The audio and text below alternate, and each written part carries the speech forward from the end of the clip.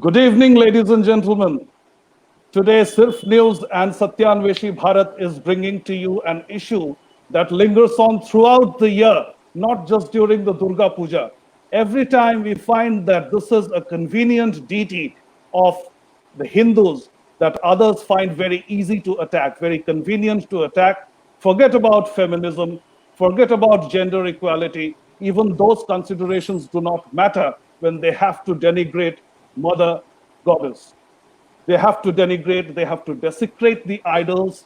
And just yesterday in Faridpur of Bangladesh, which can still be considered a different country, so maybe you would not be that much of, you will not suffer that much of a shock when you hear that the idol of Goddess Durga was beheaded in Faridpur of Bangladesh. But even in our own country, just when the autumn began, we saw a series of denigrating cartoons and caricatures on social media, mostly by leftists, but also by followers of other religions, namely Christians and Muslims.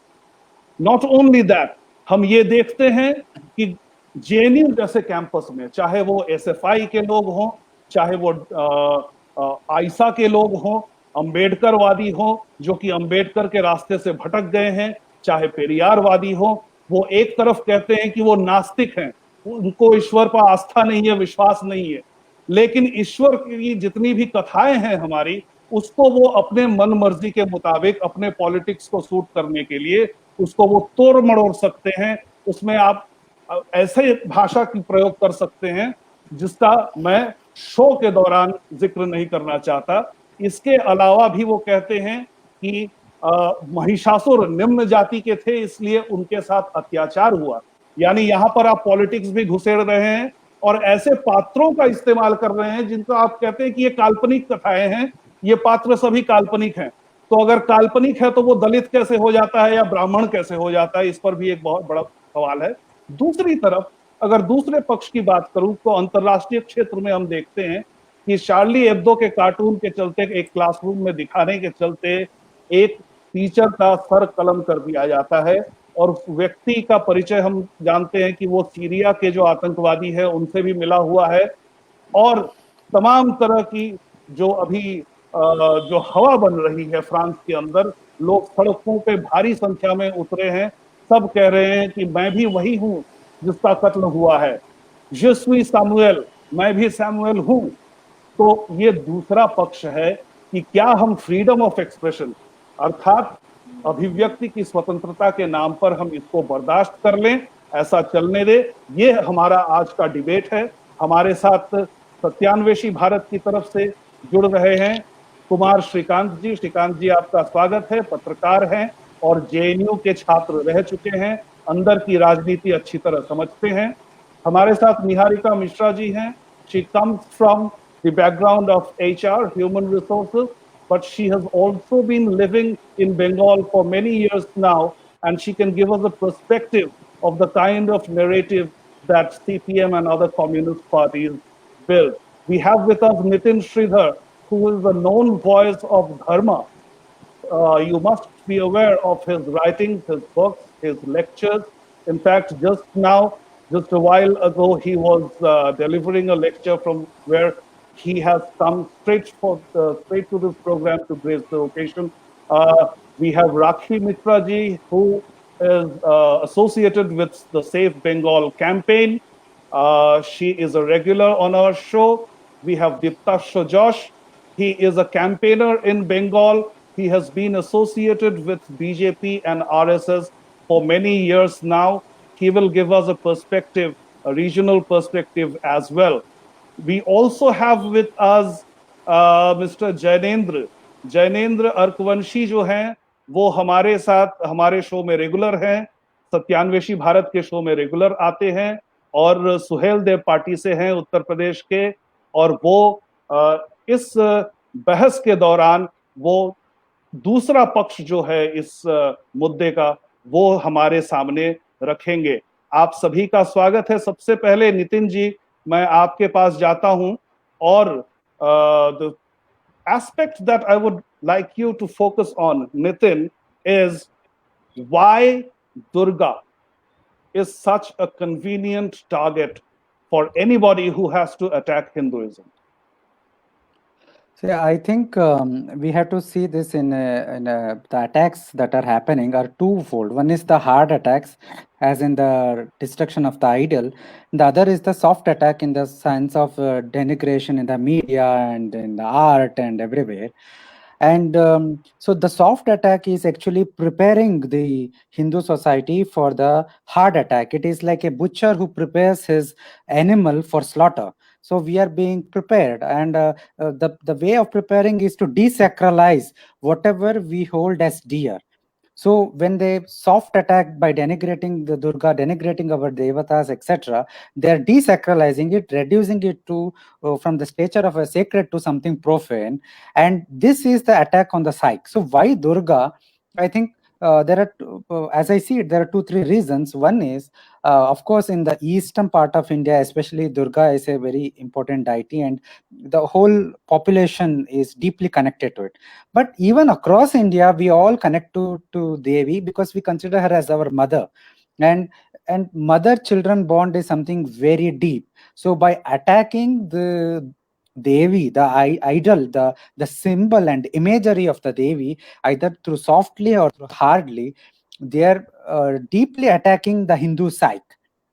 It is an attack on what we hold very dear. And I think in a very deeper sense, the message is that, look, your Durga is the most fiercest imagination of a fiercest form of a divine that you have, but even she, we can easily just behead her idol and she cannot do anything. So you Hindus are weak, you Hindus are cowards, and you will not be able to do anything to us. I think this is the message, hidden message, whether it is deliberately planned or not. I think this is the message that is subconsciously being conveyed to the Hindu society. And the other aspect is, every year during the Durga Puja, there are attacks and riots in West Bengal. I think there is a political aspect to it because Hindus have been in the last several decades have been completely dhimmified, and we do not gather together and assert our political identity as a community. There was something like that done by Tilak in Maharashtra to Ganapati Puja, and something like that can be done in West Bengal and other areas to Durga Puja. And this is a period when Hindu community comes together, especially in rural areas and even in urban areas. So by attacking these Durga Pujas, Durga festivals every year, they are trying to prevent conversion, a transformation of these religious Adhyatmic festival or community-based festival into some kind of a political movement, political assertion of Let Hindu me identity. interrupt you, Nitin. Why do you think, in the light of what is happening in France, why cannot we tolerate it in the name of freedom of expression? So we should definitely not tolerate France or no Yeah. France. The point is, we have been trained to think in a certain way from our childhood that all religions are equal and same. All religions preach peace, and whatever the attacks and everything happens, they are merely deviations by certain minority, some small sections. We should not superimpose it upon entire communities. So this is a mistaken, deliberately drilled into our heads, and we have been desacralization. The soft attacks, I am saying, the soft attacks in through MF Hussein's artwork or through portraying the dark goddesses, in the name of promoting black is beautiful. They are portraying even Lakshmi etc. as dark. That is meaningless. Or portraying Durga as a migrant worker. See, these are all desacralizing processes. The result is this: a large number of urban educated Hindus, they do not view our deities as deities. These are no longer a sacred symbol. They are no longer a sacred emanations. We perceive them as mere को मैं कुमार श्रीकांत जी के पास ले जाना चाहता हूं। श्रीकांत जी, क्या आप इस व्यू को साझा करते हैं? आप भी यही सोचते हैं कि इसीलिए खासकर अन्य सभी देवी देवताओं में मां दुर्गा को लगातार अटैक किया जाता है? और चूंकि आप जेएनयू से जुड़े हुए हैं, कृपया ये बताइए कि वहां पर आपने क्या देखा और वो किस राजनैतिक लक्ष्य को सिद्ध करना चाहते हैं? बहुत धन्यवाद। सुरजीत जी, आपने इस मुद्दे पर मुझे आमंत्रित किया, बोलने का मौका दिया। देखिए, सत्यान्वेषी भारत और सिर्फ न्यूज़.com ये दोनों मिलकर ये प्रोग्राम कर रहे हैं और साधुवाद के आप पात्र हैं। अब मुद्दे पर आता हूँ मैं। देखिए, जेएनयू जो है ये लाल सलाम या लाल सलामियों का एक गढ़ है, क्योंकि मैं वहाँ भुक्तभोगी हूँ। मैं एज़ अ स्टूडेंट नहीं बता रहा हूँ, मैं एज़ अ भुक्तभोगी, जिसने वहाँ सर्वाइव किया है, जिसने झेला है, जिसने उन लोगों का सामना किया, उसके हिसाब से बता रहा हूँ। क्योंकि जेएनयू लाल सलामियों का गढ़ है, वो पूरे देश से सिमट चुका है और बौद्धिक जमात जितने भी लिब्रांडू हैं, मेरे शब्दों से दिक्कत हो सकती है लेकिन मेरे भाव पे जाइएगा। वो जितने भी लिब्रांडू हैं, जितनी भी लाल सलाम जिनकी सूजी हुई है ना, वो सब वहीं पर इकट्ठा रहते हैं और वो इतने बड़े लेफ्टिस्ट हैं, इतने बड़े लेफ्टिस्ट हैं, अगर आप उनसे पता भी पूछेंगे ना कहीं का, तो वो ये नहीं बोलेंगे कि राइट में, वो बोलेंगे कि लेफ्ट लेकर लेफ्ट ले लो, फिर लेफ्ट ले लो, फिर लेफ्ट ले लो, वहां पहुंच जाओगे आप। तो वो राइट बोल ही नहीं सकते। उनके कूड़ मतलब ये मूड मगज जो होता है ना, इसमें इतना लेफ्ट घुसा हुआ है, इतना लेफ्ट घुसा है कि पूछे मत। मैंने वहां एडमिशन लिया था, मुझे हॉस्टल नहीं मिला था। हॉस्टल ना मिलने के कारण अलग अलग भी हो सकते हैं, लेकिन मैं जब क्वालिफाई कर रहा था तब भी मुझे हॉस्टल नहीं मिला क्योंकि मैं उनकी विचारधारा को एग्री नहीं करता था। और एक और सच है कि जो एबीवीपी के वहां जो लोग हैं वो भी उसी विचारधारा के, वो मत सोचेगा कि राइट विचारधारा के है, ठीक है, वो अलग विषय। लेकिन हाँ, नए नए जो बच्चे मैं देख रहा था, जो ग्रेजुएशन में आ रहे हैं बच्चे, जो भाषा सीखने आ रहे हैं, जो लैंग्वेज सीखने आ रहे हैं, वो उनके लिए जैसे एक शेर के लिए हिरन होता है ना, इस तरीके से कूदते हैं और उनको पकड़ते हैं, उनका मानसिक शोषण करते हैं। वो जो नए बच्चे होते हैं उनका इतना मानसिक शोषण करते हैं, उनको इतना लेफ्टिस्ट बनाते हैं, इतना लेफ्टिस्ट बनाते हैं। देखिए, ग्रेजुएशन जब हम 12th से निकल के आते हैं ना, मानसिक मैं बता रहा हूँ, जब हम 12th से निकल के आते हैं तो हमें क्या होता है कि हर प्रकार की आजादी नहीं मिली होती है ना, सिगरेट पीने की आजादी नहीं मिली होती है, घूमने की आजादी नहीं मिली होती है। तो जो बच्चों का 12वीं के बाद जो जो माइंड होता है ना, वो रेवोल्यूशन वाला होता है, चे गुवेरा टाइप होता है। तो जैसे ही वो उनके हाथ में आते हैं, और वहां के प्रोफेसर इतने बड़े दुष्ट, अव्वल किस्म के दुष्ट हैं कि वो कहते हैं कि तुम्हारा शरीर, तुम्हारी मानसिकता सब पार्टी के लिए है। अरे यार, उस लड़की का जो 18 साल की लड़की है, उसका शरीर पार्टी के लिए कैसे हो सकता है? आप उसे पोस्टर लगवाइए, आप उसे पंपलेट लगवाइए। मैं ऐसे 50 वो वहाँ के अध्यापकों और तमाम विद्यार्थी जो शायद उनको माँ अपर हैं, दुर्गा में भी शरीर ही दिखता है। हाँ, शायद उनको हाँ, माँ दुर्गा शरीर में ही भी केवल दिखता है। शरीर दिखता है। हाँ, जी। वो शरीर दिखता है, नहीं तो वो शरीर नहीं दिखता, क्योंकि इनके अंदर कुंठा भाव इतना है, कि डिप्रेशन इतना है, स्त्री के शरीर को लेकर इतना भाव है कि वो जो पेंटिंग भी बनाते हैं वो नग्न बनाते हैं दुर्गा की, है ना। और उसे फ्रीडम ऑफ स्पीच कहते हैं कि ये हमारे बोलने की आजादी है। कल की डेट में तुम्हारा बोलने की आजादी होगा विष्ठा पान करने के लिए, तो बैठ के तुम विष्ठा पान करोगे और तुम कहोगे सार्वजनिक तौर पे कि ये मेरी खाने की आजादी है। ये तो मूर्खता है ना। ये गलीच दिमाग जिसे कहते हैं। और वो इतना बड़ा नेक्सस है जेएनयू, उसमें अगर आप उस मानसिकता के हैं और उनकी मानसिकता को टो करते हैं या उनके हिसाब से चलते हैं, तो आपको एंट्री मिल जाएगी, तब आप राजा बाबू रहेंगे। लेकिन उनकी मानसिकता से नहीं। अब मैं आपको बताऊं, ऐसे हजारों केसेस हैं, ऐसे हजारों केसेस हैं। और मैंने खुद देखा कि मेरे जूनियर जो थे, क्योंकि मैं तो ग्रेजुएशन के बाद गया था, जो जो बीए वाले बच्चे थे, उनका शारीरिक शोषण करते हैं वहाँ के अध्यापक और वहाँ के जो सीनियर्स हैं वो। और किस माया जाल में और क्या भ्रम दिखा के कि लेफ्टिस्ट हो, लेफ्ट विचारधारा है, माओ ये है, तुंग वो है, और फलाना ये है, और ढिमका क्या है।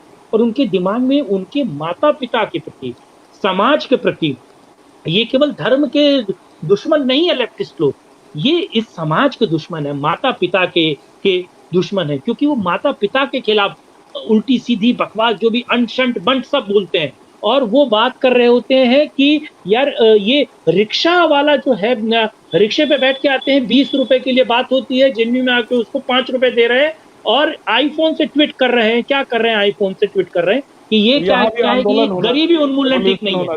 हाँ, रेवोल्यूशन होना चाहिए। स्टारबक में बैठे होते हैं, आईफोन 11 से ट्वीट कर रहे होते हैं। अरे अब एक मैं आपको बताऊं, सार्वजनिक तौर पर उसने जो वो जूनियर बच्चे हैं उसके सामने अपने एक विशेष शरीर के एक विशेष अंग को प्रदर्शित किया था, जो बेगूसराय में अभी जाकर फाइट कर रहा है। अब मुझे बताइए, उसी के उम्र का ओला का एक फाउंडर मेंबर है, जो ओला विदेशों में चलवा रहा है, और वो मतलब अफ्रीकन स्टडीज में पीएचडी करके। अरे इस देश का क्या भला होगा भैया? लाखों रुपए तुमने देश के टैक्स पेयर का पैसा तुमने फूंक दिया, लाल सलाम करवा दिया, अपने जो बैक साइड है वो लाल करवा लिया तुमने, और वहां खूब अनर्गल, खूब दिमाग में जितना गंद हो सकता है वो सबका उसमें डालने की कोशिश करते हैं। मैं आपकी बड़ा बातों क्षुब्ध से था। मुझे लग रहा है कुमार श्रीकांत जी कि जैनेन्द्र जी बहुत उत्तेजित हो रहे हैं, अंदर ही अंदर बहुत आंदोलित हो रहे हैं। जैनेन्द्र जी, आप सुहेल देव पार्टी की तरफ से हैं, और अगर आपको ऐसा लगता है कि हम स्वतंत्रता पर आघात कर रहे हैं, अभिव्यक्ति की स्वतंत्रता पर आघात कर रहे हैं, तो खुलकर बोलिए जैनेन्द्र जी। मैं ये देखिए, महिषासुर कब से गॉड बन गया यार, मुझे ये बताइए ना। इस जब देश तुम में देवी में विश्वास नहीं करते। एक छोटी सी चीज मैं अपनी बात खत्म करूंगा। जिनेंद्र जी आप बताइए, 2009 में रामचंद्र गुहा ने मुझे दिल्ली विश्वविद्यालय में पढ़ाया, मैं आपको बताऊं। रामचंद्र गुहा मुझे ये पढ़ाते थे कि जो देवी सीता है वो रावण के छींक से पैदा हुई है, ठीक है। और जो हनुमान था वो लंका के घरों में जाकर इधर उधर निगाह डालता था।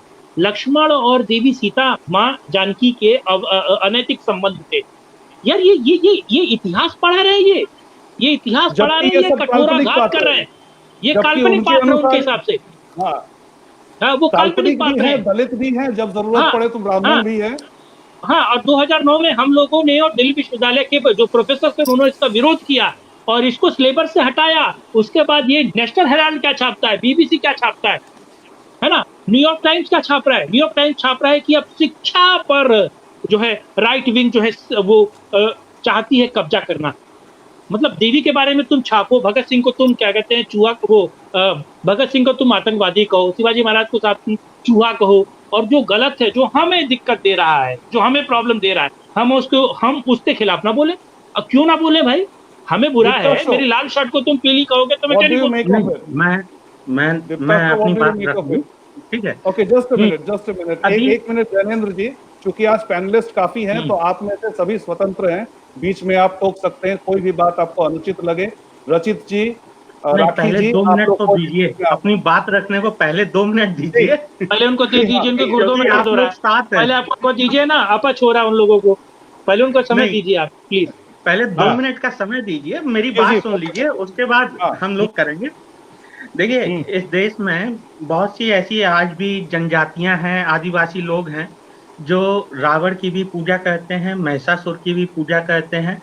हम किसी को पीछे नहीं छोड़ सकते हैं। हम अगर उनकी संख्या कम है तो हम इस आधार पर उनको समाज से बाहर नहीं कर सकते हैं या देश से बाहर नहीं कर सकते हैं कि वो रावण की पूजा कर रहे हैं या महिषासुर की पूजा कर रहे हैं। छत्तीसगढ़ में, झारखंड में आदिवासी रहते हैं जो असुर जनजाति के कहलाते हैं। उसके अलावा और भी कई जनजातियां हैं जो महिषासुर की पूजा करती हैं। मध्य प्रदेश के बैतूल में रावण की पूजा की जाती है। हमारे यहाँ गाजियाबाद में दिवाली नहीं मनाई जाती है, दशहरा नहीं मनाया जाता है, रावण की पूजा की जाती है, ठीक है। आपने कहा गाजियाबाद में नहीं है वो, नोएडा में वो गाँव है बिसरक, नोएडा में गाँव है। देखिए, अभी तक वो गाजियाबाद में ही था, अब गौतम बुद्ध नगर जिले में चला गया है वो। जैनेन्द्र जी, अब गौतम बुद्ध नगर जिले में चला गया है। जैनेन्द्र तो ये 8:17 में गया है क्या? आपने कहा कि मैं बीच में न टोकूं, लेकिन मैं टोकने के लिए बाध्य हूं क्योंकि तथ्यात्मक तौर पे आप सही नहीं है। देखिए, अगर आपने आदिवासियों का अध्ययन किया और कई ऐसी जातियों, उपजातियों का अध्ययन किया पूरे देश में, तो उनके जो देवी देवता हैं, जो कि लेफ्टिस्ट लोग कहते हैं कि ये हिंदू नहीं है, तो उनके मैं नाम आप आदिवासियों को लेफ्टिस्ट से मत जोड़िए, आदिवासियों को लेफ्टिस्ट से मत जोड़िए। दूसरी चीज, आदिवासी मूर्ति पूजा नहीं करते हैं, आदिवासी मूर्ति पूजा नहीं करते, लेकिन वो किसी दूसरे पूजा करते हैं। देवी देवताओं का मैं नाम बता रहा हूँ। आप जिसको महिषासुर समझ रहे हैं, संथाल जो ट्राइब है वो उनको सिंह बोंगा कहते हैं, उनका नाम सिंह बोंगा है, और सिंह बोंगा महिषासुर नहीं है। गूगल कर लीजिए जैनेन्द्र भाई, गूगल कीजिए। नहीं, मैं बताता हूँ। जो देवी देवता है वो धरती माता है, वो दुआरी है, वो पतदार है, वो तुरी हुसिद है। ये सब आदिवासियों के देवी देवताओं के नाम है जिनको राजनीति में ये जो आप बता रहे हैं, ये सिंह बोगा, जो सिंह बोगा बता रहे हैं, ये पूर्वी सिंहभूम जिले में आता है, ठीक है। लेकिन मैं जो बता रहा हूँ वो गुमला की बात बता रहा हूँ। गुमला में भैंसे को रूप मान के महिषासुर की पूजा की जाती है, गुमला जिले में, ठीक है। और जो आप पूर्वी सिंहभूमि जिले का बता रहे हैं, वहां भी वो महिषासुर नहीं है। राखी जी कुछ कहना वो चाहती हैं? महिषासुर ही है, ठीक है। राखी जी। छत्तीसगढ़ में मैं अभी आपको बता देता हूँ, आपने देखा छत्तीसगढ़ में महिषासुर को? मैं बताता हूँ, आपने छत्तीसगढ़ देखा में क्या? देवी दुर्गा के खिलाफ, देवी दुर्गा की पूजा करने के खिलाफ केस डाला गया था सुप्रीम कोर्ट ने। सुप्रीम कोर्ट ने उसमें कहा था कि धारा आर्टिकल 25 के हिसाब से हम किसी के भी जो पूजा की विधि है उसमें कोई हस्तक्षेप नहीं कर सकते हैं। को पूजा कीजिए तो दुर्गा का इसका मतलब नहीं है आप महिषासुर का जरूर पूजा कीजिए। नहीं, ये देखिए, यहाँ मैं अपनी और आपकी आस्था पे नहीं बात करने आया हूँ राखी जी, मैं यहाँ अपनी और आपकी आस्था पे बात करने नहीं आया हूँ। यहाँ मैं बात करने आया हूँ कि देश में क्या होता है। रही बात बांग्लादेश में मूर्ति तोड़ने की, तो आप ही लोग जब बांग्लादेश में किसी मुस्लिम के ऊपर कोई अत्याचार होता है, यहाँ का मुस्लिम समुदाय भड़कता है, तो आप ही लोग कहते हैं कि बांग्लादेश में हुआ है, यहाँ क्यों आग लगा रहे हो, यहाँ क्यों आपके अंदर आग लग रही है, ठीक है। अब आप कह रहे हैं कि बांग्लादेश में जो हुआ है उसके लिए हिंदुस्तान में, क्योंकि आपको ये सूट करता है, 5 महीने बाद 6 महीने बाद वहाँ चुनाव है अगले साल, ठीक है, आपको अभी ये सूट कर रहा है। कोई नहीं मना कर रहा है। निहारिका जी आप अपने आप को अनम्यूट कीजिए, सुनाई नहीं दे रहा है। निहारिका जी आप अनम्यूट कीजिए, आपका म्यूटेड है। ज्ञानेंद्र जी, सबसे बड़ी बात यह है कि आपका आदिवासी लोग अगर सबको सम्मिलित करके लेके चल रहे हैं, इसका ये मतलब नहीं है कि ज्ञानेंद्र जी को हम नागेंद्र जी बुलाना शुरू कर दें। ये आप टॉलरेट नहीं करेंगे। इसी तरीके से दुर्गा जी के ऊपर आप अगर अत्याचार करेंगे और उनका बिल्कुल बहिष्कार करेंगे और पूरी हिस्ट्री बदल देंगे, तो ये हम भी नहीं टॉलरेट करेंगे। हम लोग किसी हद से इस चीज को नहीं मानेंगे कि आप लोग कुछ भी किसी भी तरीके से एक्सप्रेशन ऑफ स्पीच के लिए हम लोगों के आगे करते जाएंगे और हम लोग सहते जाएंगे।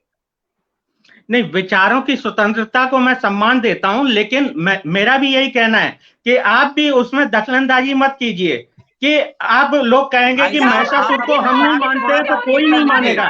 ऐसा इस देश में पॉसिबल नहीं है, ठीक है। आप कुछ भी कोई भी एक मुद्दा होता है चुनाव के समय किसी न किसी राज्य के हिसाब से उसको उठा लेते हैं, ठीक है। ज्ञानेंद्र भाई का पॉइंट सुन लीजिए। आप लोग हमारी आस्था को पलट कैसे सकते हैं? राज जी आपकी आवाज नहीं आ रही है क्लियर।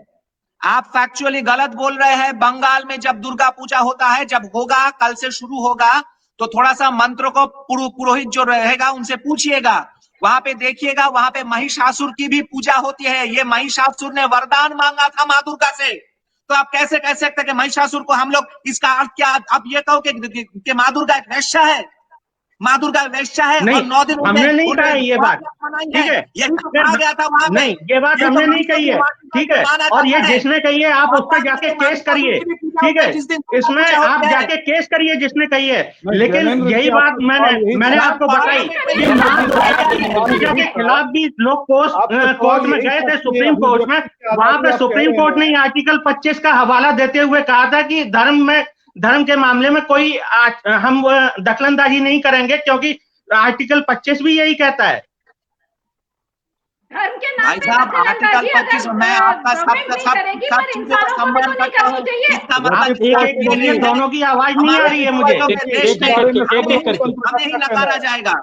एक करके बात। हमारे पूर्वजों के देश में जिस ऋषि मुनि का वंशज है हम लोग, जो हमारे पूर्वज इतने वर्षों से पूजा करते आए हैं, उसको हम इस प्रकार से सब त्याग देंगे? क्योंकि किसी और जिसको हमने शरणार्थी दी है, हमारे पूर्वज ने शरणार्थी दिया है, जिसको उनके अपने देशों से निकाल गया था, उसके लिए हम अपना सर्वस्व विसर्जन दे दे।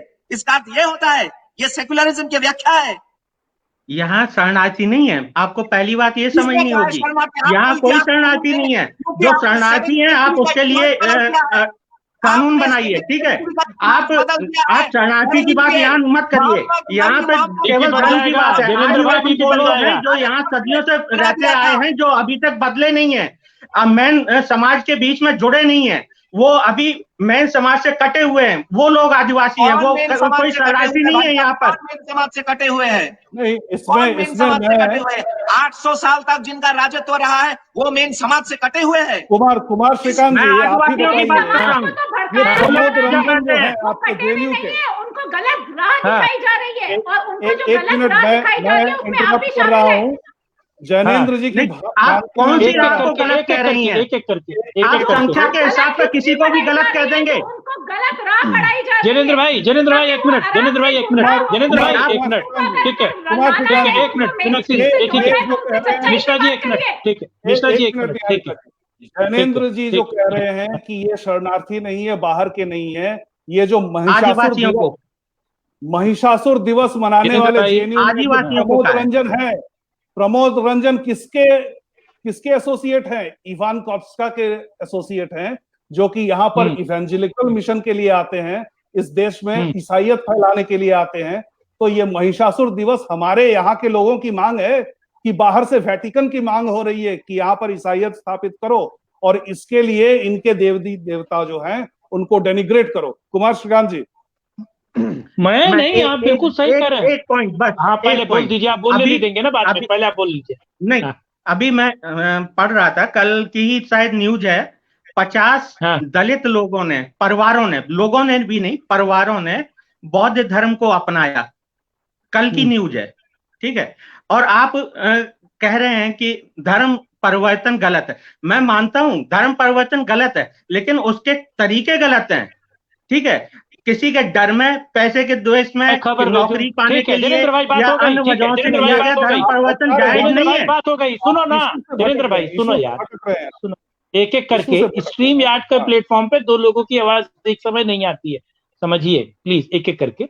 जयेंद्र भाई आप जो कह रहे हैं मैं उसे मानता हूं। मैं आपको खबरों का लिंक देता हूं कि हरियाणा में और अलग अलग राज्यों में कितने मुसलमानों सब परिवार मिलकर हिंदू धर्म में आए हैं। अच्छा, वो खबर आप लोग पढ़ नहीं पाते हैं क्योंकि वो रोमन में नहीं होती ना, वो हिंदी और अंग्रेजी में नहीं होती, वो हिब्रू में होता है, वो जैनेन्द्र नहीं पढ़ पाते। जैनेन्द्र एक खबर पढ़ लेते हैं कि बौद्ध धर्म अपना लिया 4 परिवारों ने और जैनेन्द्र उसको बांटने लगते हैं। लेकिन जैनेन्द्र कितने नहीं, जैनेन्द्र ये नहीं बताते ना कितने मुस्लिम परिवारों ने और कितने बौद्ध परिवारों ने वापस हिंदू धर्म में आए। खबर आपके पास होगी नहीं, लिंक मैं दूंगा तो आप पढ़ लीजिएगा। ये जो हम हिब्रू में नहीं है, वो हिब्रू में नहीं है, वो हिंदी में और अंग्रेजी में। बात यहाँ पे धर्म परिवर्तन की नहीं है, बात है कि बाबा से पूछो, बाबा हाथ कर रहे थे जरा। दर्शकों से भी परिचय करा रहा हूं, हमारे बीच सौरभ ओझा जी भी हैं और ये गेमिंग सॉफ्टवेयर बनाते हैं और किस तरह से इन्होंने इंटॉलरेंस देखा अपने प्रोफेशन में, जहां पर कि इन्होंने जब भी हिंदुत्व की आवाज उठाई इनकी नौकरी खतरे में पड़ गई। सौरभ जी आपका स्वागत है, अपनी राय रखिए, अपनी बात बताइए। आपकी खतरे में पड़ी मैं खो चुका हूँ, आपकी खतरे में पड़ी मैं खो चुका हूँ। आवाज आ रही है आप तक? आप अपने आप को अनम्यूट कीजिए, आपके डिवाइस पे अनम्यूट होगा, अनम्यूट कीजिए सौरभ जी। हाँ बताइए, आपने क्या क्या झेला अपने प्रोफेशन में, ये बताइए। हाँ सर, सर सबसे पहले तो आप सभी का धन्यवाद और आप सबके बीच में मुझे बोलने का मौका मिला है तो उसके लिए धन्यवाद। सर देखिए, एक्चुअली में जो गेमिंग इंडस्ट्री है वो अभी इंडिया में अगर देखा जाए तो सबसे ज़्यादा हैदराबाद, बेंगलोर और हल्का फुल्का चेन्नई, बस यहाँ फैली हुई है। और गेमिंग इंडस्ट्री में सबसे ज़्यादा अभी ये मैं हम्बली रख रहा हूँ ये बात कि सबसे ज़्यादा जिन लोगों का प्रभुत्व है वो ज़्यादातर जो अपने बंगाल के हैं और जो अपने केरला साइड के हैं। इन लोगों का जो टॉप मैनेजमेंट और जो मिडिल मैनेजमेंट है उसमें सबसे ज़्यादा रोल है इन लोगों का। हायरिंग से लेकर मैं अपने एक आर्ट डायरेक्टर का एग्जांपल देता हूँ, फिर मैं अपना एग्जांपल देता हूँ, बहुत आसान है। भी किसी कंपनी में मूव करते हैं क्योंकि चूंकि एक पूरा कुनबा होता है तो एक एक करके उनके भी लोग आना शुरू हो जाते हैं, भले जूनियर लेवल के हों या फिर उनके साथ के लोग। तो उसके बाद ये सब होता है। पर लेकिन अगर आप इन सब लोगों के बीच में आप रहते हैं तो आपका सबसे पहला कर्तव्य यही होता है कि आपको जो भी काम दिया गया है बस वो करो, चुपचाप करो और अपने काम से काम रखो। सबसे बड़ी बात ये होती है कि मैक्सिमम गेमिंग कंपनीज में ये एक रूल हो गया है कि आप ऑफिस आवर्स में सोशल मीडिया बिल्कुल बैन है। मतलब यहाँ तक कि अगर आपको रेफरेंसेस भी अगर लेने, जैसे मैं एक गेमिंग आर्टिस्ट हूँ तो अगर मुझे बोला गया है कि भी रेफरेंसेस लेने तो बहुत सी ऐसी साइटें भी बैन है। वो इसलिए हो गई हैं क्योंकि पहले ये होता था। आप बताइए कि आपने असहिष्णुता क्या झेला कंपनी के अंदर और समुदाय विशेष का नाम लेकर बोलिए, क्लियर कट बोलिए, यहाँ पर केस नहीं होगा आपका।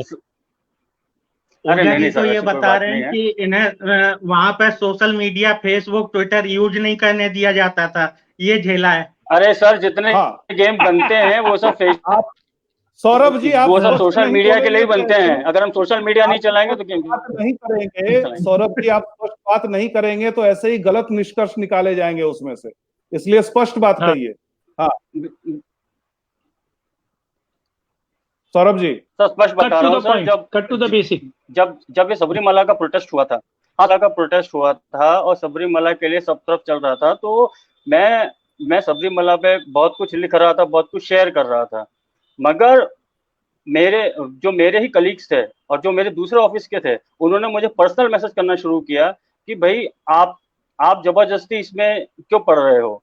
मेरा सबसे बड़ा बेसिक क्वेश्चन ये था कि ये मेरा प्रोफाइल है, मैं इसमें कुछ भी छापूं, इसमें आपको क्या लेना देना है, ये मेरा पर्सनल है, मैं किसी ऑफिस के उसमें नहीं कर रहा। मैं इसके ठीक दूसरे या तीसरे दिन से एकदम से, जैसे बोलते हैं ना कि आ बैल मुझे मार वाली सिचुएशन जब समझ में आने लग गई कि मैं जिस प्रोजेक्ट में काम कर रहा हूँ उस प्रोजेक्ट से मुझे निकाल के दूसरे प्रोजेक्ट में डाल दिया और उस प्रोजेक्ट में एकदम से ऐसी डेडलाइनें देना शुरू कर दी। ये मुझे जब समझ में आया कि जब मेरा आर्ट डायरेक्टर जो है वो है और फिर इनका पूरा नेक्सस है, वो इसलिए क्योंकि मेरा आर्ट डायरेक्टर है ये अपने बंगाल का और जिसने प्रॉब्लम क्रिएट करी थी वो भी बंगाल का, मगर इनके जो बाकी के जो ग्रुप है वो सब केरलाइट हैं, जो लोग अपना रचित पूरा जी आर्ट का ये पूरा इशू मैं आपके पास ले आ रहा हूँ। रचित जी आप सोशल हाँ। मीडिया से भली भांति वाकिफ हैं और आपने देखा होगा कि कंपनी की तरफ से सिर्फ यही नहीं, आपके जो प्रोफेशनल राइवल्स हैं वो भी किस तरह से सोशल मीडिया में आपको स्टॉक करते हैं, STAL के स्टॉक करते हैं, मतलब कि एक तरह से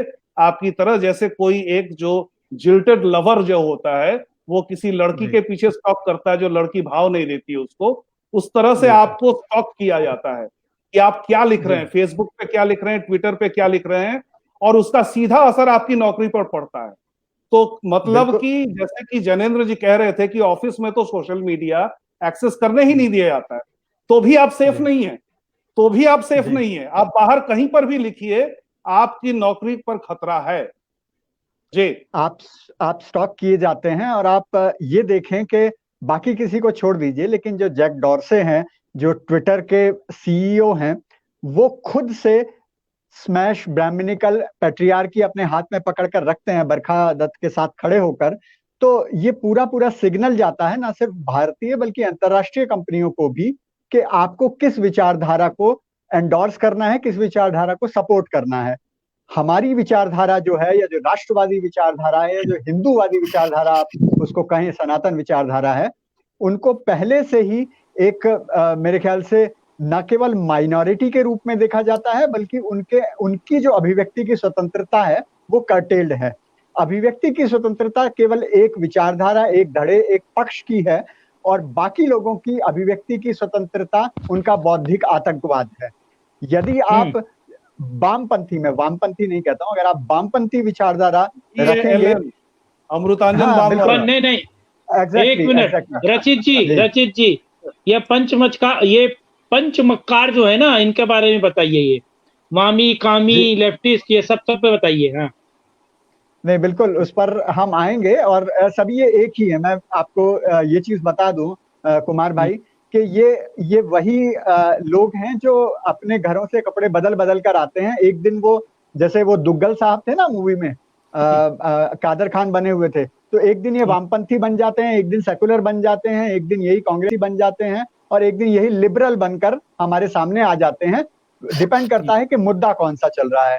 तो इसी तरीके से जितने भी कॉर्पोरेट्स हैं भारत में हैं और या तो वो विदेशी MNCs हैं या फिर भारतीय कंपनीज हैं, लेकिन उनके जो बिजनेस हैं वो पश्चिम से कंट्रोल होते हैं। तो इसलिए अपने आकाओं को खुश करने के लिए जो लांछन लगाने की बात है, माँ दुर्गा पर लांछन लगाना, श्री राम पर लांछन लगाना और इन तमाम मुद्दों पर आवाज उठाने के लिए हमारे बीच जो दीप्ताश्य जस हैं, कई सालों से मैं इनको जानता हूं और अक्सर क्या होता है कि मैं देखता हूं कि इनका नया फ्रेंडशिप रिक्वेस्ट आया हुआ फेसबुक से, तो मैं हैरान हो जाता हूं कि भाई ये तो बहुत साल से मेरे फ्रेंड है, ये फिर से क्यों भेज रहे हैं। तो पता चलता है कि पिछला जो इनका अकाउंट था लेफ्टिस्ट ने बैन करवा दिया। क्यों? क्योंकि इन्होंने ऐसी आवाज उठाई कि भाई आप माँ दुर्गा पे लांछन नहीं लगा सकते, आप श्री राम पर प्रश्न नहीं उठा सकते, तो इन लोगों का एक पूरा गैंग एक्टिव होता है जो हजारों की संख्या में आपकी पोस्ट को रिपोर्ट करता है कि ये हिंदू है, हिंदू आतंकवादी है, ये हिंदू फंडामेंटलिस्ट है, इसको हटा दो फेसबुक से, इसकी आवाज दब जानी चाहिए। मैं चाहता हूं कि दीप्ताश खुद अपनी जुबान में कहें।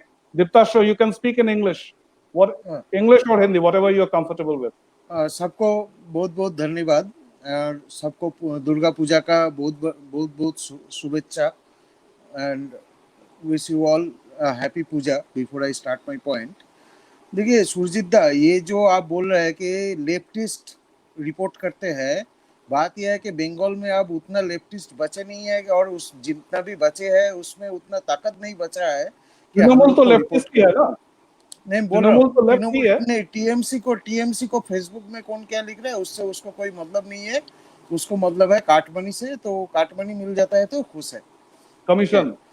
हाँ, तो अभी ये जो चल रहा है, ये जो रिपोर्ट का, अभी फेसबुक में क्या होता है, जो बंगाली में आप जो भी कुछ लिखते हो, ये चीज आपका इंडिया में रिव्यू नहीं होता है, ये चीज आपका रिव्यू होता है बांग्लादेश से, ठीक है।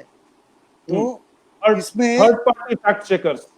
हाँ, अभी इसमें क्या है, जो आपका जमात का, बांग्लादेश में जमात का, उनका कुछ लाखों का ग्रुप है, जो लोग का काम ही यही है कि हम लोगों का प्रोफाइल ढूंढ ढूंढ के उसको रिपोर्ट करना, और फिर अगर हम लोग उसको रिव्यू में डालते हैं तो जाता है बांग्लादेशियों के पास और वो लोग फिर उसी को सस्टेन करते हैं। अभी मैं आपको एक एग्जांपल देता हूं। 7 or 8 times I think. 7 or 8 times I have received friend request from you. More than 10 times. Right. तो अभी मैं आपको एक एग्जांपल देता हूँ। अभी कुछ दिन पहले नॉर्थ बंगाल में एक 8 साल का लड़की का रेप हुआ है। उसमें जो कल्प्रिट है वो एक मुस्लिम आदमी है। तो मैंने ये लिखा कि 8 साल का लड़की का रेप हुआ है और ये आदमी अरेस्ट हुआ है उसके कनेक्शन में। ये पोस्ट भी रिपोर्ट हुआ और फेसबुक ने ये पोस्ट भी हटा दिया। तो मतलब कि जितना भी फ्रीडम ऑफ एक्सप्रेशन है वो खाली मुस्लिम लोगों के लिए ही रिजर्व्ड है।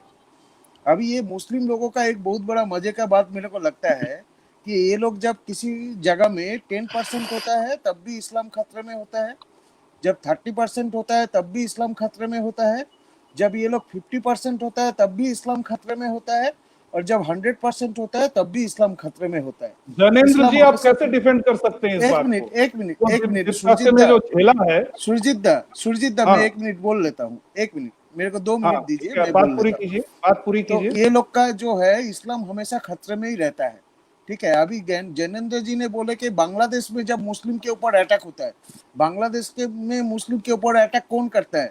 वहाँ का हिंदू करता है, माइनॉरिटी करता है। वो लोग तो अब 8% बचा है, वो भी डरा हुआ रहता है। अभी देखिए, आप जो जिस बात से आपने शुरू किए कि बांग्लादेश में मूर्ति तोड़ना एक नॉर्मल सी बात हो गया है, तो ये अभी तो मेरे को लगता है ऐसा होना चाहिए कि बांग्लादेश में जो लोग दुर्गा पूजा करते हैं वो लोग को 2-2 दुर्गा मूर्ति लगाना चाहिए कि एक आके मुस्लिम लोग तोड़ेंगे और दूसरे का वो पूजा करेंगे। जनेंद्र जी, और ये बात सिर्फ बांग्लादेश में नहीं। एक मिनट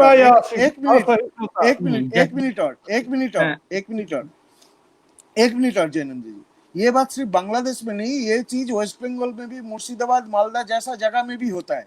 अभी कुछ दिन पहले कालिया चौक का एक मदरसा से एक चिट्ठी भेजा गया डिस्ट्रिक्ट एडमिनिस्ट्रेशन को कि कालिया चौक मालदा में है ना? हाँ, सबको मालूम है कालिया चौक किस लिए फेमस है। तो वहां पे भेजा गया, उसमें बोला गया कि आजान के टाइम अगर पूजा का मंत्र पाठ माइक लगा के होता है, उससे आजान डिस्टर्ब होता है, तो एडमिनिस्ट्रेशन को चाहिए कि पूजा का मंत्र पाठ के लिए माइकिंग ना हो, ये बंदोबस्त ले। तो मतलब कि जब वो लोग साल भर, वही मैं कह रहा हूँ जनेंद्र जी, हम सहिष्णु बने और एक चीज सुरजीत दा, और एक चीज आप पर वापस आऊंगा। बात यहाँ पे I want to make a point. यहाँ पे बात सहिष्णु की नहीं है। यहाँ पे बात है केवल जो बंगाल में चल रहा है पिछले 1-1.5 साल से। जनेंद्र जी, एक साइड को कहते रहिए कि मारते रहो, दूसरे साइड को कहिए सहते रहो। ये आप कहना चाहते हैं? नहीं जैनेंद्र जी एक बात बोलिए, जैनेंद्र जी एक बात बोलिए, आप दलित का समर्थक है ना? आप दलित का समर्थक है कि नहीं? बिल्कुल। बंगाल में आज तक इस्लामिस्ट एग्रेशन के चलते जितने भी लोग मारे गए, सबसे ज्यादा विक्टिम दलित है, सबसे ज्यादा विक्टिम 100% सब दलित। मैं आपको कभी कभार ओबीसी और अधिकांश देखिए मैं आपका दलित प्रेम कहाँ पे जाता है? इस समय आपका दलित कहाँ पे जाता है? बांग्लादेश में जिसके ऊपर अत्याचार होता है वो भी तो दलित है। अभी जब सीए इसके ऊपर हमने शायद चर्चा की थी, उसमें भी मैंने अपना पक्ष रखा था। अभी जब सीए इसके ऊपर मैंने चर्चा की थी और अपना पक्ष रखा था। बात दलितों की या मुसलमानों की या हिंदुओं की या आदिवासियों की नहीं है।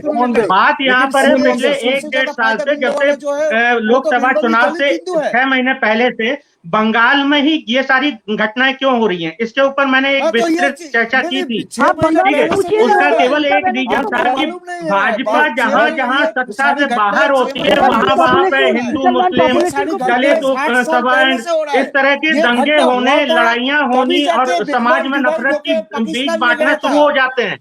नहीं, ये घटना 1946 में भी हुआ था, जब नोआखाली हुआ था, जब ग्रेट कैलकाटा किलिंग हुआ था, जिसके चलते जाके पाकिस्तान बना, जो हमारा 2/3 जमीन बंगाल का ले लिया गया। नहीं, इसके वजह से पाकिस्तान नहीं बना था, पाकिस्तान तो किसी और वजह से बना था, और ये उसके बाद उससे पहले दंगे हुए थे। ठीक है, और रही बात उस समय की, तो उस समय आपको कुछ फैक्ट ही मालूम नहीं है।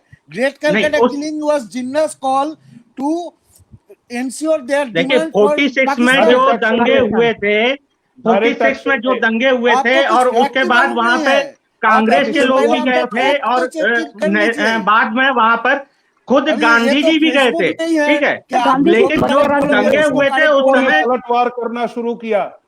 गांधी जी ने 17 बार अनशन किया पूरे जीवन में, और हर बार जब हिंदुओं ने पलटवार किया तब अनशन किया। जब मुसलमान मार रहे थे वो चुपचाप बैठे तमाशा देख रहे थे। ये है अभी आप बोलिए कालिया चौक में जो दंगा हुआ था उसमें क्या, वहां पे किसी ने यूपी में क्या बोला? अगर यहाँ पे सिद्दीकुल्ला चौधरी जो जमायत का लीडर है, वो जब खुलेआम बोलता है कि खागड़ागढ़ में जो टेररिस्ट है उसको वो सपोर्ट देगा, मुर्शिदाबाद में जो टेररिस्ट पकड़ा गया वो इनोसेंट आदमी है, तो फिर उसमें हम क्यों नहीं बोले? जब कोई रेप होता है, अगर उसमें कल्प्रिट हिंदू है तो आप बोलते हो फक हिंदू राष्ट्र। जब कोई अगर रेप में अगर मुस्लिम ये है, अगर कल्प्रिट है, तो अब आप क्यों नहीं बोलते हो फक इस्लाम? मैं इसमें एक फैक्ट रखना चाहूंगा। Facts which are being stated by Janendra ji are absolutely incorrect. 1926 Calcutta riots, which was the prime factor for the partition of India, for partition of Bengal. 1926 Bengal riots, there was a massive riot in Kolkata. We talk about 1946 16th August, but we are not aware of April 1926 Calcutta riot, where 2 Bengalis were killed, and Rabindranath wrote a song on that context. आज भी वो गाना गाया जाता है, उनकी fact नहीं है। हाँ, मैं एक फैक्ट इसमें रखना चाहूंगा। राज लाहिरी जी को पूरी बात कर रही दीजिए। हाँ, अच्छा ठीक। भाई साहब, आज ये जो कह रहे हैं यहाँ पे कि दंगे कभी इसकी वजह से पार्टीशन नहीं हुआ था। भाजपा क्या 1946 में भाजपा थी? क्या 1926 में भाजपा थी? नेली के दंगों में भाजपा थी? 84-6 के दंगों में कपिल मिश्रा था वहां पर। कपिल मिश्रा था वहां पर। जो घटना घट रही है वो वहां पे भाजपा है। आज लेबनान बेरूट में जो घटना घट रही है उसमें भाजपा है। बजरंग दल है। आज राज लहरी साहब, आपको पता नहीं, बजरंग दल है वहां पर। सिंध में शुरू हुआ है आर्मी और पुलिस के बीच में लड़ाई, उसमें भाजपा है। बांग्लादेश में योगी आदित्यनाथ सबको गलत। आप नहीं, आप एक मुद्दे पे एक बात करिए, मैं आपको सबका जवाब दूंगा। आप जो सिंध की बात कर रहे हैं वो उनके पुलिस प्रशासन क्या कर रहे हैं। रही बात जो बांग्लादेश में मूर्ति तोड़ी गई है, उससे हमारे देश के खिलाफ कोई मतलब नहीं है, लेकिन क्योंकि वहाँ अगले साल चुनाव है इस वजह से उसको मुद्दा बनाया जा रहा है। रही बात 1946, 1926, 1905, 1911 इन सारे दंगों की, मोपला दंगों की या 22 के दंगों की, या तुर्की में क्यों हुआ तख्ता पलट, इनके बारे में जब बात करनी हो तो आप हिस्ट्री वाले से बात करिएगा बैठ के, ठीक है। हिस्ट्री से क्यों लेकिन आपको जो बात करनी है, मैं आपको पूरी बात बताता हूँ कि आप पार्टियों के परपेच में नहीं जा रहे हैं। आप सीधा देख रहे हैं कि ये सारा काम जो कर रहा है वो मुस्लिम संप्रदाय कर रहा है, अपने आप कर रहा है। मुस्लिम संप्रदाय को भाजपा दबा रही है कंटिन्यूअस, उसकी वजह से ये सारा काम हो रहा है। अरे अगर नहीं दबा रहे होते आप लोग, आपके प्रधानमंत्री, हमारे प्रधानमंत्री को 2019 में अपने नारे में सबका साथ, सबका विकास के साथ सबका विश्वास जोड़ने की क्या जरूरत थी? क्योंकि आप एक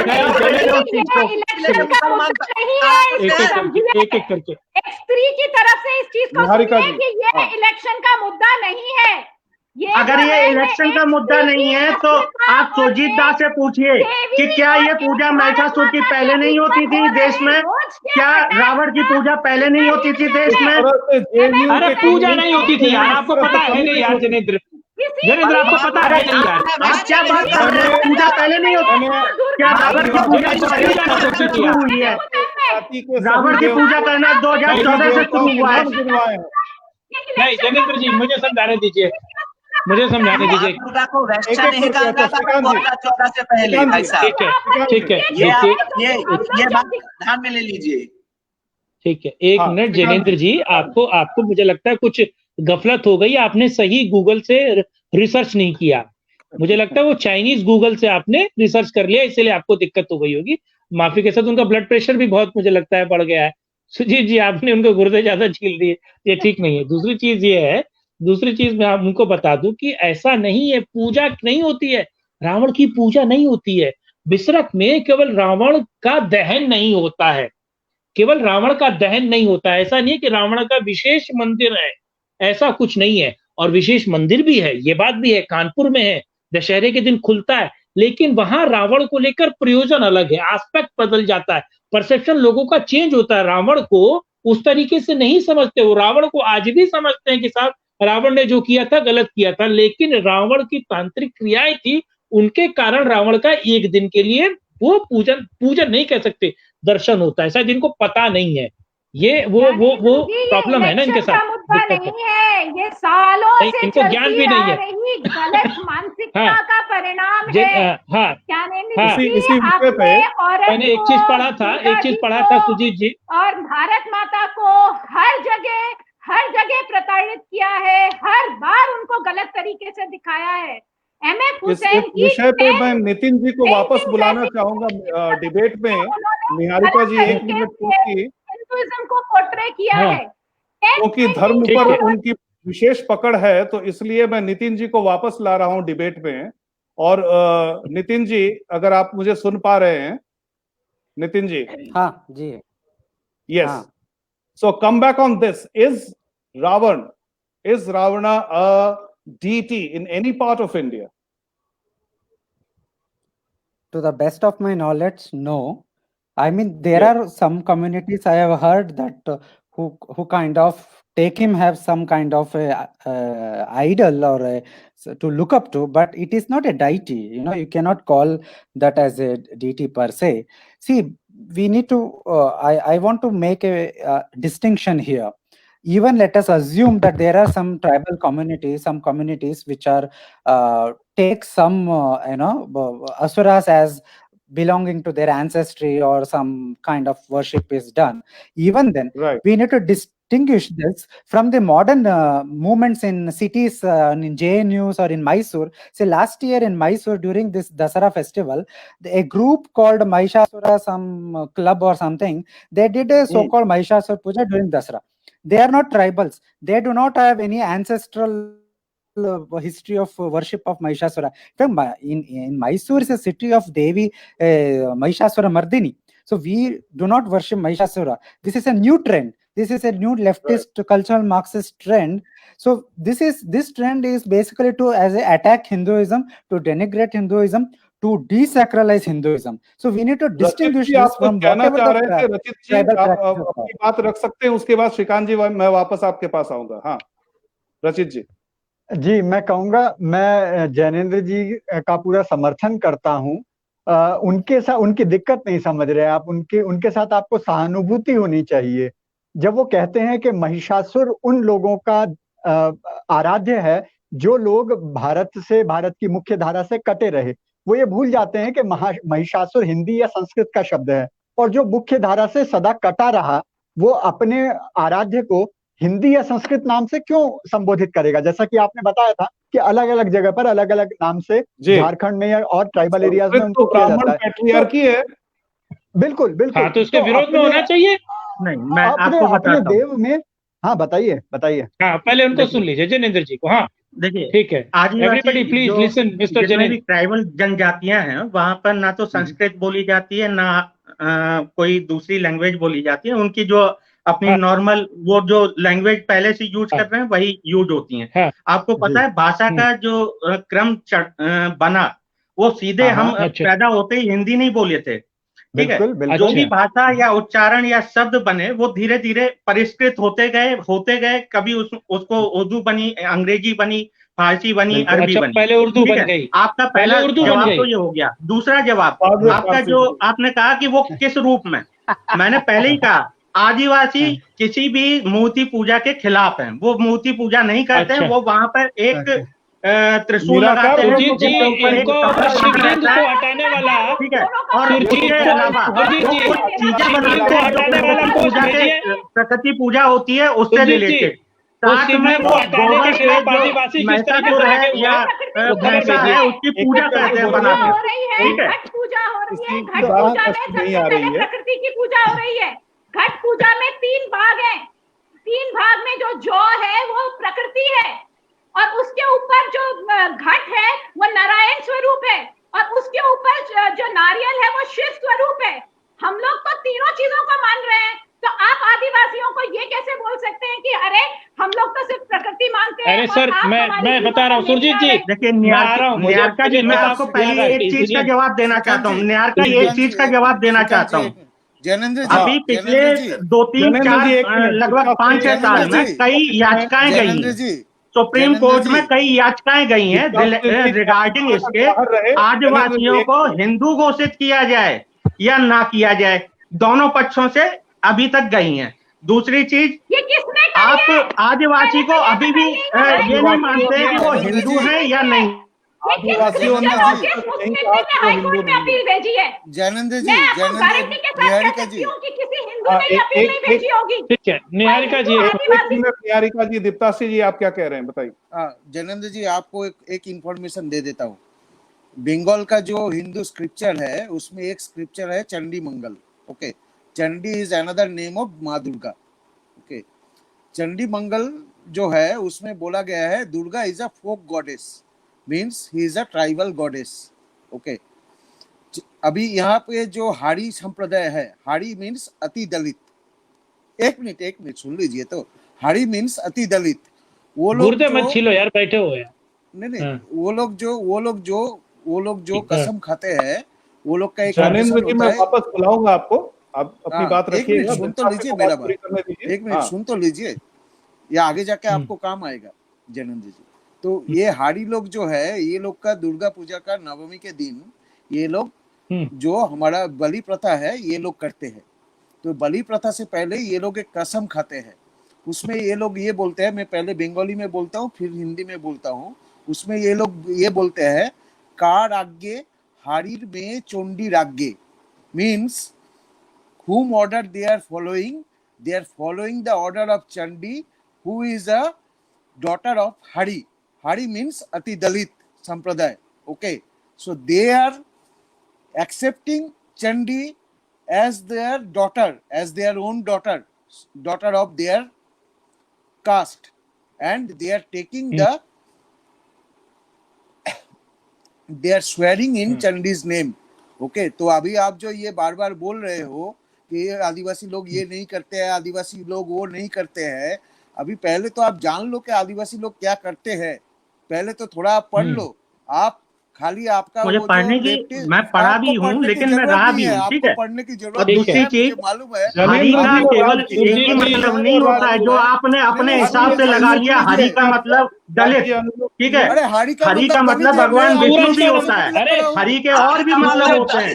आप एक बार डिक्शनरी खोल के देखिएगा, आप हर चीज को अपने मतलब से जोड़ लेते सूरज का हैं। मतलब आलू होता है क्या? सूरज का मतलब आलू होता है क्या यार? हरि का मतलब दलित, मैं सूरज का नहीं मतलब आलू होता है क्या? कॉन्स्टिट्यूशन ऑफ इंडिया हरि बोल इज रहा द हूँ। कास्ट भाई साहब।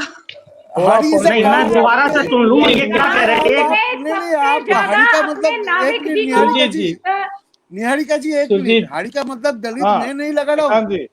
Hari is a ST caste, it is as described in our Indian constitution, they are ST, ठीक है okay, they Surjit ji, get the Surjit facility। जी, तो आप अभी कह रहे हैं मालूम ही एक नहीं बात, है। नहीं जनेंद्र जी, आपको मालूम ही नहीं है आपको कौन आदिवासी नहीं, है, नहीं, कौन दलित है, कौन अति हाँ, दलित एक है। बात बोलो, बताइए, एक मिनट, एक बात बताइए, इस देश में कितनी आदिवासी जातियां हैं आपको मालूम है? एक मिनट दीपस्या, आपको मालूम है एक मिनट। किसी को यहाँ बैठे जनेंद्र हुए जी को कि समझाता हूँ मैं, जनेंद्र जी को समझाता हूँ मैं, एक मिनट, ठीक है, एक मिनट। जनेंद्र भाई, आपके हिसाब, मेरे हिसाब से सूरज होता है, आपके हिसाब से आलू होता है, मैं नहीं मानता। निहारिका के हिसाब से वो सूरज होता है, आपके हिसाब से वो आलू होता होगा, आप मानिए। नहीं, अब आलू क्या मैंने होता है? ये नहीं चुकंदर कहा, गई है, हमें ठीक है। मतलब नहीं है। मेरा अब कहने का दूसरे मुद्दे मतलब पे ये आते है, हैं, उनकी प्रॉब्लम क्या आवाज है? सुरजीत, अरे दीपताक्ष्या ठीक है बाई की जनेंद्र आवाज भाई, मुझे क्लियर नहीं आ रही सुनो। थी, ठीक है। 5 लेकिन मिनट इन्होंने जो सुनते हो हरि ना, का तो मतलब सुनो, बताया सुनो, और इन्होंने कहा सुनो यार, जाति, और इन्होंने सुनो मुझे ना, कहा कि आपको जनेंद्र यार, कितनी जातियां हैं। मैं जनेंद्र, इनसे यही पूछ रहा हूँ कि जनेंद्र, कितनी जातियां हैं, ठीक है, आप कम से कम ये बता दीजिए। No, I am Janendra, reminded इस of देश a में story कितनी दलित जातियां हैं आपको सुनिए पता सुनिए, है? मैं फाइनल हर कर रहा हूँ, जिले में फाइनल कर रहा हूँ, अलग एक अलग मिनट, जातियां मैं हो बता सकती रहा है हूँ ना, दलित में। दलित, सुनिए ना यार, सुनिए ना, सुनिए जनेंद्र भाई, सुनिए। I'm reminded of a story. I'm reminded of a story in school. हमारे इंग्लिश रीडर में था, एक आदमी अचानक तय करता है कि मैं अब से टेबल को चम्मच कहूंगा, चम्मच को पानी कहूंगा, पानी को तेल कहूंगा, तेल को आसमान कहूंगा, और इसके बाद पूरी अपनी एक डिक्शनरी बना लेता है। उसके बाद जब बाहर की दुनिया से बात करने जाता है, कोई समझ ही नहीं पाता ये बोल क्या रहा है। मुझे तो जैनेंद्र जी बातों से मुझे वो स्टोरी याद आ इसके गई। पीछे का कारण बताता हूँ, अरे क्लास कारण बताता हूँ ना मैं आपको। सुनिए जी, आप सुनिए ये एक मिनट, अपनी जनेंद्र भाई कहानी मेरी को बात दूसरे सुनो को यार, मत आप मुझे डालिए। बोलने मैं देते। एक चीज बताता हूँ, तो जनेंद्र भाई सुनो, अरे जनेंद्र सुनो यार, सुनो ना भाई, सुनो यार, सुनिए ना सुजीत जी, सुनिए। प्रॉब्लम क्या है, जब एक कांग्रेसी कम्युनिस्ट होता है तो आप उससे जीत सकते हैं, ठीक है। जब एक लेफ्टिस्ट कम्युनिस्ट होता है, वो तो एक ही चीज है, लेकिन आप उससे जीत सकते हैं। जब राइट विंगर वाला कम्युनिस्ट होता है ना, तो आप उससे नहीं जीत सकते। ये आप समझ गए मैं किसके लिए कह रहा हूं। अच्छा, अब मुद्दे पर आता हूं। प्रॉब्लम क्या है, इनको पता नहीं है, इन्होंने पढ़ा नहीं है। सुनिए, जो जितनी भी जनजाति समूह है, जो जिनकी आप बात कर रहे हैं ना, उन लोगों को, जितने भी ये क्रिश्चियन मिशनरी वाले होते हैं ना, वो भगवान शिव की लोहे की मूर्ति बनाकर और क्राइस्ट की ना क्या लकड़ी की मूर्ति बनाकर ले जाकर पानी में दिखाते कि देखो, जो भगवान सही है वो तैरेगा और जो भगवान गलत है वो डूब जाएगा। तो देखते हैं क्या, भगवान विष्णु डूब गए यार, और ये धर्म परिवर्तन वाली बात बता रहे हैं। अरे तो आपको समझा रहा हूँ ना, आपका दिमाग परिवर्तन है, मैं कर रहा हूँ। सुनिए, एक और चीज करते हैं वो, मैं आपको बता दूं ना, एक और चीज करते हैं। क्या करते हैं, किसी को बुखार हो गया ना, तो उसे कहते हैं बोल जय माँ दुर्गे और ये दवाई खा ले। वो खाता है, वो ठीक नहीं होता, 4 दिन होते हैं वो ठीक नहीं होता। फिर उसको पीसीएम देता है वो 500 और कहता है बोल जय जीसस क्राइस्ट। वो जय जीसस क्राइस्ट खाता साला, तुम्हारा बुखार गायब हो गया। तो ये जैनेंद्र जी वो वाले आए हैं, आप समझे नहीं। आप ये वेद नहीं बता रहे, आप जो बात बता रहे हैं, ये धर्म परिवर्तन के लिए ऑलरेडी कानून है, पढ़े लिखों से जीत सकते हैं, ऑलरेडी कानून है। अनपढ़ों अगर से नहीं किसी जीत को सकते, पहला फुसला के धर्म परिवर्तित किया जा रहा है, या नए ख्वाब दिखा के, दूसरे ख्वाब दिखा के धर्म परिवर्तित किया जा रहा है, इसके खिलाफ कानून है। आप जाइए ना।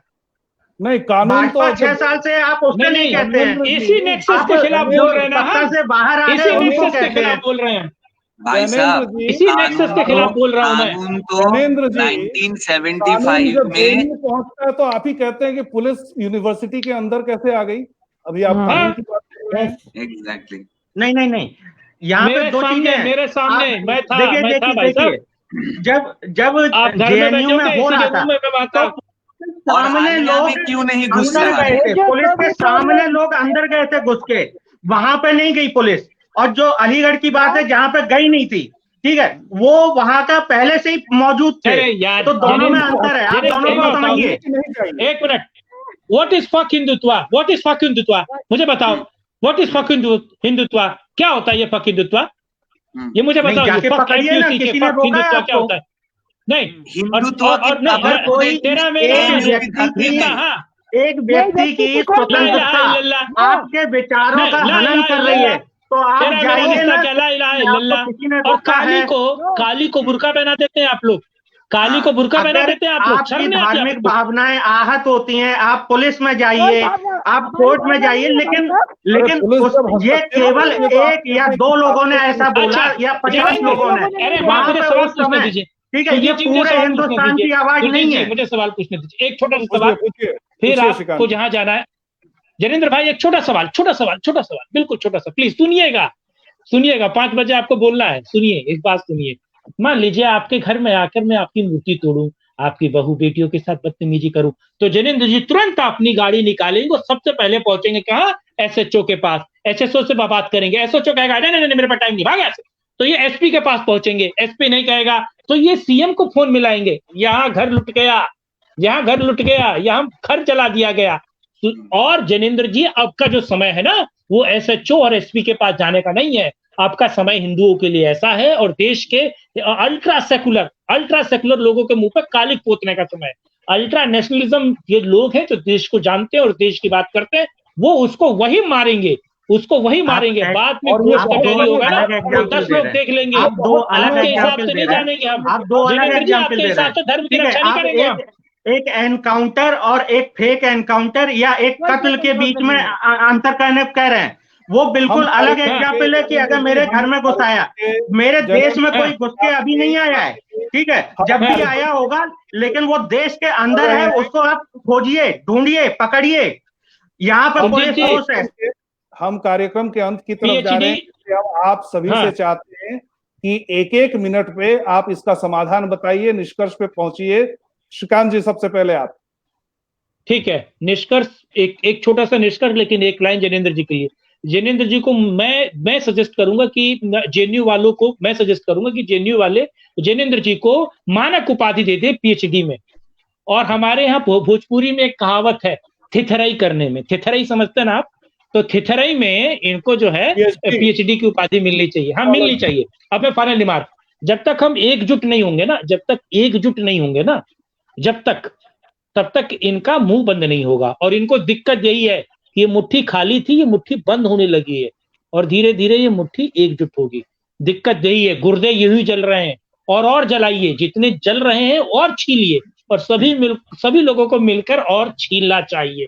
यही निष्कर्ष है। और जहां मिले मारो, बात मत करो, मारो। हाँ, जनेंद्र जी जवाब दीजिए और अपना निष्कर्ष बताइए। देखिए, ये मेरे अच्छे मित्र हैं। अगर ध्रुवीकरण करने के लिए ये सब किया जा रहा है, तो इसको भाजपा को रोक देना चाहिए। यहाँ भाजपा इससे बहुत ज्यादा समाज के अंदर नफरत और विद्वेष फैल रहा है। दिनों दिन समाज रहने लायक नहीं रह गया है आज की डेट में, केवल भाजपा की वजह से। सही बात है। रचित जी जवाब दीजिए। जी, मुसलमानों के लिए क्या, ये लेफ्टिस्ट के लिए? मैं जनेंद्र जी के बात का समर्थन करता हूं, और मैं बताता हूं कि जो 1926 के राइट्स हुए थे बंगाल में, वो योगी आदित्यनाथ जी के बयानबाजी के कारण हुए थे, और जो 1946 के राइट्स हुए थे, वो कपिल मिश्रा वहां पर उनको भड़काने के लिए गए थे, इसीलिए हुए थे। दिक्कत मोहन भागवत भी थे। जी, दिक्कत यहाँ पर ये है कि बीजेपी कर रही है, बाकी तो सब लोग, आप लोग तो सब लोग जलेबी की तरह और इमरती की तरह सीधे हैं सारे। निहारिका जी, आपका निष्कर्ष क्या है, समाधान क्या है? निहारिका जी, बताइए, कार्यक्रम का अंत समय हो चुका है। निष्कर्ष निकालने के लिए आप मुझे 1 मिनट दीजिएगा, मैं 1 मिनट में बोलना चाहूंगी। और देखिए, हम लोगों को कमजोर इसलिए समझा गया क्योंकि हम लोगों का जो हिंदू स्पिरिचुअल तरीका है वो ये है कि आप इंटरनलाइज होइए, अपने आप को अंदर अपना रिफाइनमेंट करिए। let the refinement yourself keep you so busy that you have little time to criticize others। हम लोग हिंदुइज्म फॉलो करते आए हैं, बट आज की डेट में प्रॉब्लम ये हो गई है कि इस चीज को वीकनेस समझा जाने लगा है और हम लोगों को हमेशा अटैक किया जा रहा है। अब आपको ये बताना पड़ेगा कि हम अगर इस फिलॉसफी में बिलीव करते हैं तो हम ये भी जानते हैं कि excess of everything is bad, but to deal with excess is required. और अब एक्सेस क्रिया के लिए हमें एक्सेस प्रतिक्रिया करनी पड़ेगी। और राखी जी कंक्लूड। पहली बात है कि हिंदुओं को रियलाइज करना चाहिए कि ये हिंदू का देश है। We are a majority here. Hindu लोग पहले ये रियलाइज कर जाए। सेकेंड इज रियलाइज करो कि ये जो फेक सेक्युलरिज्म है ना, ये सेक्युलर वर्ड कब ऐड हुई थी, उसको उखाड़ के फेंको कॉन्स्टिट्यूशन से। और तीसरी बात, श्रीकांत, इमरजेंसी के दौरान without any passing of bills और एनीथिंग, जिसके लिए इतना हल्ला मचता है ना कैसे पास हो गया, तो वो भी वैसे ही पास हुआ था। और तीसरी बात, श्रीकांत जी आपके साथ मैं समर्थन करती हूँ कि अब समय आ गया है, उठो, खींच के मारो तमाचा। पत्रकार होने इतना कुछ कहने की हिम्मत और बर्दाश्त करने का टाइम खत्म। सर मुझे डर नहीं है ना, नहीं मुझे डर नहीं है ना, हाँ, मुझे कोई डर नहीं है। घर फूकिया, तेल मलिया है, लंगोट कसिया है, फिकर कासिया की नहीं। Nitin, conclude. Yeah, see, I want to conclude by saying that let us not forget that the community which cannot be named is fighting for this long haul. They're trying to finish our civilization for last. We name them loud and clear. They are Muslims, Christians. For the last 1200 years, and Hindu civilization is the final frontier of polytheism, perhaps standing even after 1200 years of attack. So until I mean, we realize this, see, they are not going to stop until either they win or perish trying. And with this realization must dawn upon all Hindus, all of us. So only then we have some kind of chance to survive and win this. Otherwise, frankly, this chance is very less at this stage of time. Right. Diptasho, conclude. Diptasho, conclude. हाँ, देखिए, जहाँ तक बात है कि जिन लोगों को अलग देश लेना था वो तो अलग देश लेके चले गए। अभी देश हमारा है।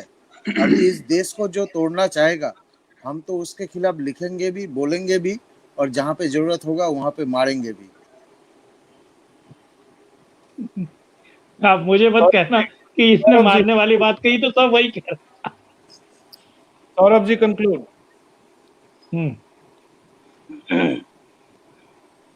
मैं एक बहुत छोटी सी बात कहना चाहता हूँ कि हमें सब कुछ छोड़कर हमें हमारी सबसे छोटी इकाई जो हमारा परिवार है उसको खड़ा करना है, क्योंकि अगर हमारे परिवार में जागरूकता नहीं ला पाएंगे तो समाज में नहीं ला पाएंगे, समाज में नहीं ला पाएंगे तो हम देश में नहीं ला पाएंगे और फिर सभ्यता नहीं बचेगी। तो हमें जो भी हमारे अभी जितने बच्चे हैं या फिर यूं कहीं हमारा परिवार है, उसको हमें हमारे जो भी हमारे मूल्य हैं, भले ही हम किसी भी संप्रदाय के हों, भले ही नॉर्थ के हों, साउथ के हों, ईस्ट के हों, वेस्ट के हों, भले ही किसी भी मान्यता को मानते हो, मगर हमें उस पर हमें उन लोगों को पक्का करना है। नहीं तो ये लव जिहाद हो या फिर ये कन्वर्जन हो या सब कुछ हो, ये सब चलता रहेगा। हम इनको जब तक नहीं हरा पाएंगे जब तक हम इंडिविजुअली हमारा जो सबसे बेसिक प्लॉट है उसको हम मजबूत नहीं कर सकते। Raj, you must have noticed, you know, the thing that Saurabh brought up at the last moments of this program. Sometimes we are bewildered by the fact that some members of our own family are so deracinated, they are so uprooted from Hinduism that they start doing the very things that we condemn communists for. What do you say about that? And with that thought, conclude your presentation. Yeah. Shurujita, the problem lies that we have never been allowed to read the correct history of the nation, of the people. That is the biggest problem. The history textbooks needs to be changed. Ramesh Chandra Mujumdar, Sir Jadunath Sarkar, they need to be brought forward. And I would like to end my speech with the words of Rishi Aurobindo, as he had said in the Uttarpara speech, 30th May 1909. I spoke once before with this force in me, and I said then that this movement is not a political movement and that nationalism is not politics, but a religion, a creed, a faith. I say it again today, but I put it in another way. I say no longer that nationalism is a creed, a religion, a faith. I say that it is the Sanatan Dharma. For us, it is nationalism. This Hindu nation was born with Sanatan Dharma. With it, it moves, and with it, it grows. When the Sanatan Dharma declines, then the nation declines. And if the Sanatan Dharma were capable of perishing, with the Sanatan Dharma, it would perish. The Sanatan Dharma, that is nationalism. This is the message I have to speak to you. Rishi very good Raj ji, Subhash Chandra Bose लगा मुझे लगा Subhash Chandra Bose type आदमी कुछ बोल रहा है। हाँ, इससे बेहतर शब्द कुमार श्रीकांत जी नहीं हो सकते कार्यक्रम के समापन के लिए। श्री अरबिंदो के ये अमूल्य वचन जो दोबारा राज लाहिरी द्वारा हमें सुनने को मिले, हमारा परम सौभाग्य है। और इसी के आगे, श्री अरबिंदो के आगे मैं कोई और शब्द जोड़ नहीं सकता, इसी सोच के साथ कि राष्ट्रवाद हिंदुत्व है, हिंदुत्व ही राष्ट्रवाद है, बिना हिंदुत्व के राष्ट्र है ही नहीं। मैं आप सभी का बहुत बहुत धन्यवाद करता हूं इस कार्यक्रम से जुड़ने के लिए। जय हिंद, वंदे मातरम। वंदे मातरम।